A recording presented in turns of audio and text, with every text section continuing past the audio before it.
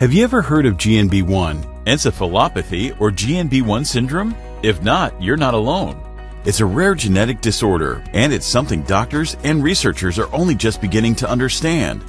Let's break it down in simple terms. Inside every cell in your body, there are tiny communication systems.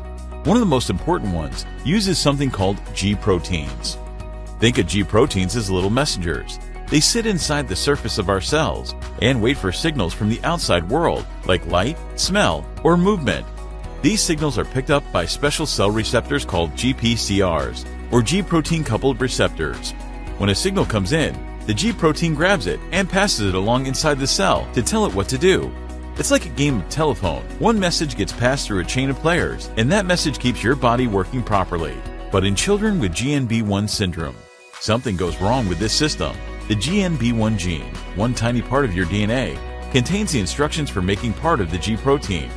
When there's a mutation in this gene, the G protein can't work like it's supposed to. It's like giving a messenger the wrong directions. The cell gets confused, and as a result, the brain and nervous system don't develop the way they should. Children with GNB1 syndrome often experience developmental delays, seizures, difficulty moving or controlling their muscles, dystonia, hypotonia, and spasticity, trouble speaking, autism spectrum disorder, vision or hearing issues, gastrointestinal issues, intellectual disability, feeding and weight gain difficulty, behavior problems, macrocephaly, large head circumference, craniofacial anomalies, cleft palate, craniocytosis, cutaneous mastocytosis, a large number of mast cells that gather in the skin causing bumps or spots. Because the G protein affected by GNB1 syndrome is present in every cell of the body, children may also experience a variety of other symptoms, which can differ widely from one individual to another. Each child is different. Some are mildly affected, while others face more serious challenges. Here's the hard part. Diagnosing GNB1 syndrome is extremely difficult. Many symptoms look like other conditions, like cerebral palsy, epilepsy, autism, or general developmental delay. That means some children are misdiagnosed for years.